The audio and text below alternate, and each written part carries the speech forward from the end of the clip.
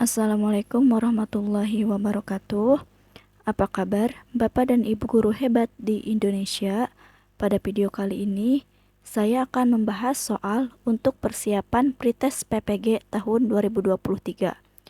Semoga bermanfaat sebagai bahan referensi belajar dan semoga mendapat hasil yang maksimal. Langsung saja kita ke indikator yang pertama. Di sini disajikan tujuan atau kompetensi dasar pembelajaran IPA. Peserta didik dapat menentukan pengetahuan yang relevan dengan kompetensi dasar tersebut. Kemudian, diberikan KD IPA, peserta didik dapat merumuskan indikator pencapaian kompetensi pada aspek pemahaman atau aplikasi atau penalaran berpikir tingkat tinggi atau keterampilan. Langsung ke soal nomor 1. Terdapat KD menerapkan konsep pengukuran berbagai besaran dengan menggunakan satuan standar atau baku. Dalam kehidupan sehari-hari, banyak cara untuk mengukur panjang suatu benda, seperti menggunakan ukuran langkah, depa, dan meter.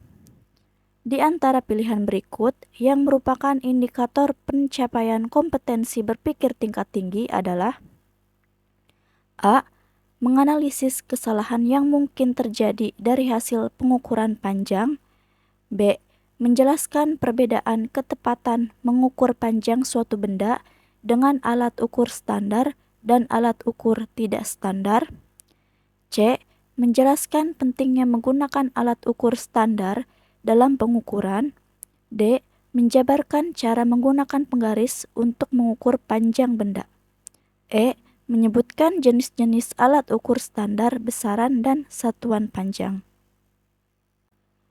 Jawaban yang tepat untuk soal nomor 1 yaitu D. Menjabarkan cara menggunakan penggaris untuk mengukur panjang benda. Di sini untuk pembahasannya, kemampuan esensial sesuai KD adalah menerapkan atau C3. Opsi A mengarah pada kemampuan analisis atau C4, opsi B dan C merupakan indikator esensial memahami atau C2, sedangkan opsi E merupakan indikator esensial mengingat atau C1. Nah, jawaban D merupakan indikator yang menuntut kemampuan menerapkan, atau bisa dijabarkan cara pengukuran atau mengukur. Soal nomor 2.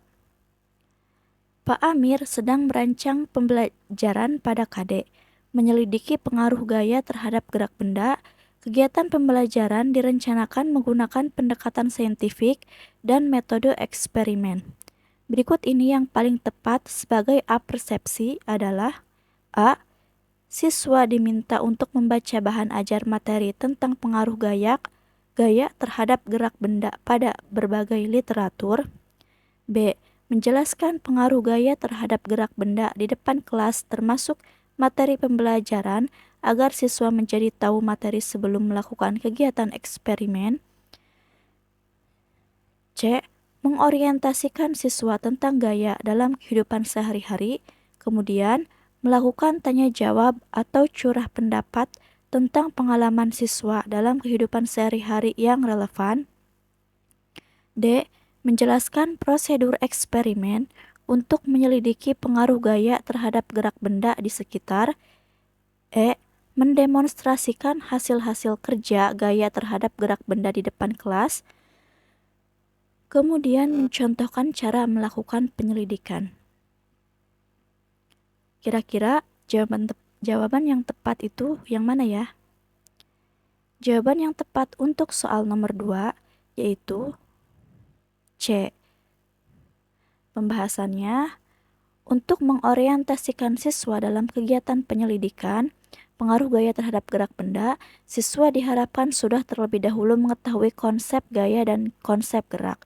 Konsep gaya tersebut mungkin dapat dibaca siswa dalam bahan bacaan atau buku siswa, tetapi akan lebih konteks dan bermakna jika siswa mengetahui konsep gaya dan gerak benda melalui fenomena kehidupan sehari-hari atau pengalaman siswa sendiri. Kemudian, melakukan tanya jawab untuk menggiring siswa ke dalam fokus pembelajaran. Curah pendapat akan sangat membantu guru mencermati pengalaman-pengalaman siswa dalam materi tersebut. Kemudian soal nomor 3, Bu Hani melakukan pembelajaran materi IPA dengan KD, menerapkan konsep pengukuran berbagai besaran dengan menggunakan satuan standar, yang melibatkan pengukuran massa benda dengan menggunakan neraca Ohaus 310. Model pembelajaran yang digunakan adalah pembelajaran langsung, yang melatih siswa mengukur massa tahap demi tahap. Pada tahap pertama, Bu Hani mengklarifikasi tujuan dan memotivasi siswa, serta menjelaskan kegiatan belajar siswa. Bu Hani juga menjelaskan pengetahuan deklaratif tentang komponen-komponen neraca dan fungsinya masing-masing, termasuk bagaimana menggunakannya. Di antara kegiatan berikut yang merupakan tahap 2 yang seharusnya dilakukan oleh Bu Hani adalah A. Menjelaskan materi pengukuran, termasuk di dalamnya pengukuran besaran pokok massa dengan neraca Ohaus 310. B. Mendemonstrasikan tahap-tahap pengukuran massa dengan menggunakan neraca Ohaus 310 tahap demi tahap. C. Memberikan latihan soal terkait pengukuran massa dengan neraca Ohaus 310 kepada siswa untuk dikerjakan secara berkelompok. D. Meminta siswa berdiskusi tentang pengukuran-pengukuran massa dengan neraca Ohaus 310, kemudian siswa diminta merumuskan langkah penggunaannya dan mempraktikannya. E. Melakukan kegiatan pengukuran massa dengan menggunakan neraca Ohaus 310. Jawaban yang tepat untuk soal nomor 3 yaitu B. Pembahasannya, model pembelajaran langsung terdiri dari 5 tahap, yaitu yang pertama, menyampaikan tujuan dan mempersiapkan siswa. Yang kedua, mendemokan pengetahuan atau keterampilan. Yang ketiga, membimbing pelatihan. Yang keempat, mengecek pemahaman dan memberikan umpan balik. Dan yang kelima, memberikan kesempatan untuk pelatihan tujuan. Nah, jadi udah sesuai ya bahwa tahapan yang kedua dari model pembelajaran langsung itu yaitu mendemokan pengetahuan atau keterampilan. Kemudian indikator selanjutnya, disajikan narasi, potensi, dan sarana yang dimiliki sekolah dan karakteristik materi ajar peserta dapat menjelaskan model pembelajaran dan asesmen yang sesuai. Kemudian, disajikan narasi tentang tujuan pembelajaran IPA.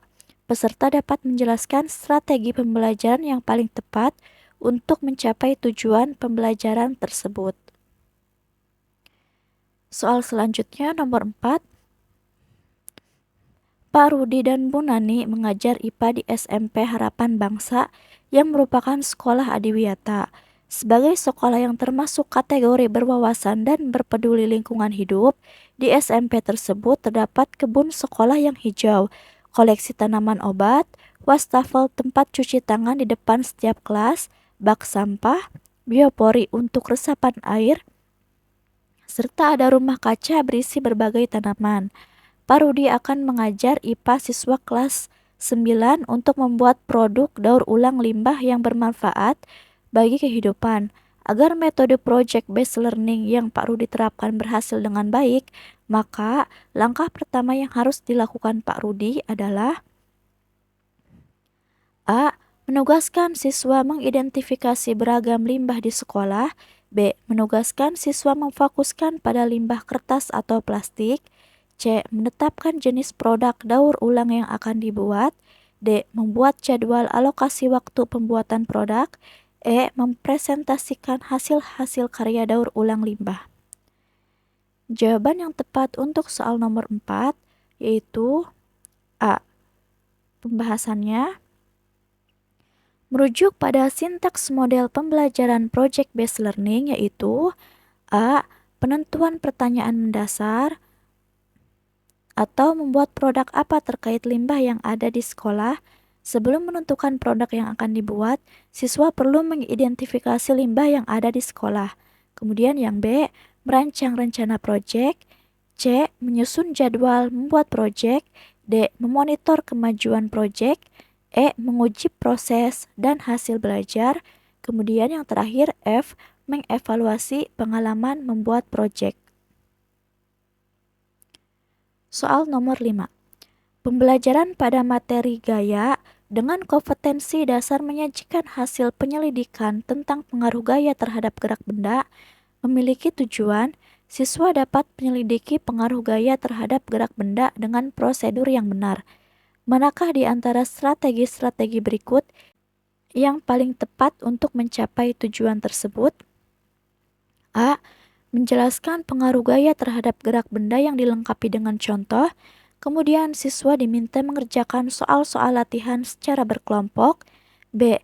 Meminta siswa berdiskusi secara berkelompok untuk menjawab soal-soal tentang pengaruh gaya terhadap gerak benda.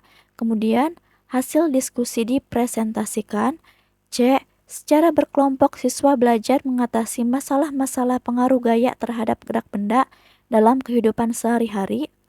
D. Siswa melakukan kegiatan eksperimen untuk menyelidiki pengaruh gaya terhadap gerak benda, diskusi hasil penyelidikan, dan penyajian hasil diskusi atau presentasi. Kemudian E. Membentuk kelompok ahli yang bertugas menyelidiki pengaruh gaya terhadap gerak benda dari berbagai literatur. Kemudian, kelompok ahli menjelaskan hasil penyelidikannya kepada kelompok asal masing-masing dan selanjutnya setiap kelompok presentasi. Jawaban yang tepat untuk soal nomor 5 yaitu D. Pembahasannya, tujuan pembelajaran menginginkan siswa melakukan kegiatan penyelidikan. Guru memfasilitasi belajar siswa untuk melakukan kegiatan eksperimen untuk menyelidiki pengaruh gaya terhadap gerak benda. Sebelum melakukan eksperimen, diperlukan persiapan eksperimen termasuk kegiatan identifikasi hasil-hasil kerja gaya dalam kehidupan sehari-hari agar siswa tergiring ke dalam konteks yang diinginkan. Selanjutnya, siswa diminta melakukan eksperimen berdasarkan LKPD yang tersedia. Soal nomor 6. Pak Rudi akan mengajar IPA siswa kelas 7 tentang upaya mengatasi sampah dalam kehidupan dengan problem-based learning. Pak Rudi berhasil dengan baik. Maka langkah pertama yang harus dilakukan Pak Rudi adalah A. Menugaskan siswa mengidentifikasi beragam limbah di bak sampah sekolah. B. Menugaskan siswa memfokuskan pada limbah kertas atau plastik di bak sampah sekolah. C. Menetapkan jenis produk daur ulang yang akan dibuat. D. Membuat jadwal alokasi waktu pembuatan produk. E. Mempresentasikan hasil karya daur ulang limbah. Jawaban yang tepat untuk soal nomor 6 yaitu A. Pembahasannya merujuk pada sintaks model pembelajaran problem-based learning yaitu A. Mengorientasikan siswa pada masalah, itu yang pertama ya. Kemudian B. Mengorganisasikan siswa untuk belajar. C. Membantu penyelidikan siswa. D. Membantu siswa mengembangkan dan menyajikan karya hasil penyelidikan. E. Refleksi terhadap pemecahan masalah yang dilakukan.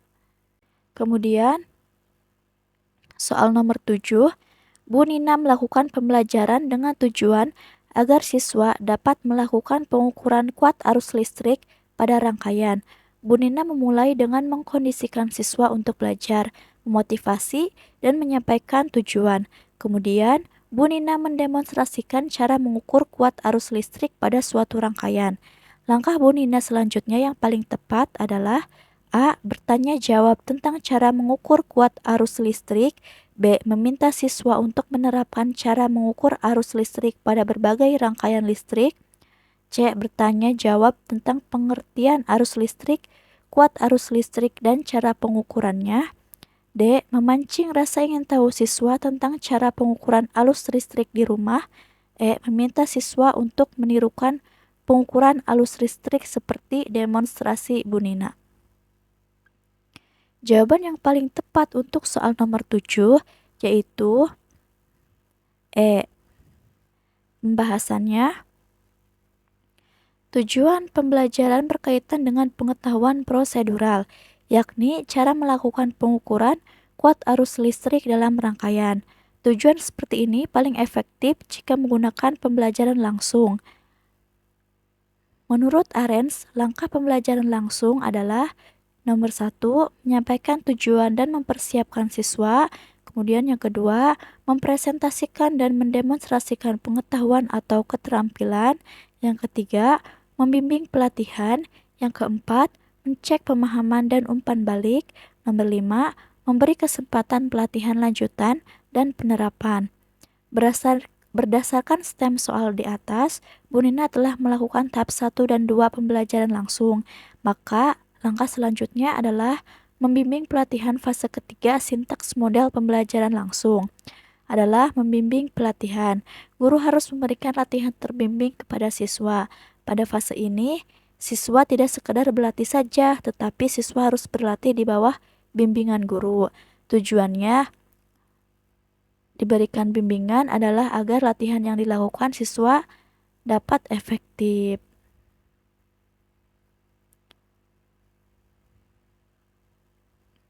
Kemudian, soal nomor 8. Tujuan pembelajaran berikut melalui demonstrasi siswa dapat menjelaskan komponen-komponen mikroskop dengan benar. Berdasarkan tujuan tersebut, maka strategi pembelajaran yang sebaiknya digunakan adalah A. Model cooperative learning, B. Ceramah, C. Pemecahan masalah, D. Demonstrasi, E. Tanya jawab. Jawaban yang tepat untuk soal nomor 8 yaitu D. Demonstrasi. Pembahasannya, strategi demonstrasi dapat membantu siswa mengamati secara langsung setiap komponen alat mikroskop sehingga lebih memahami fungsi dan cara menggunakannya. Guru dengan mudah menunjukkan melalui demonstrasi kepada siswanya.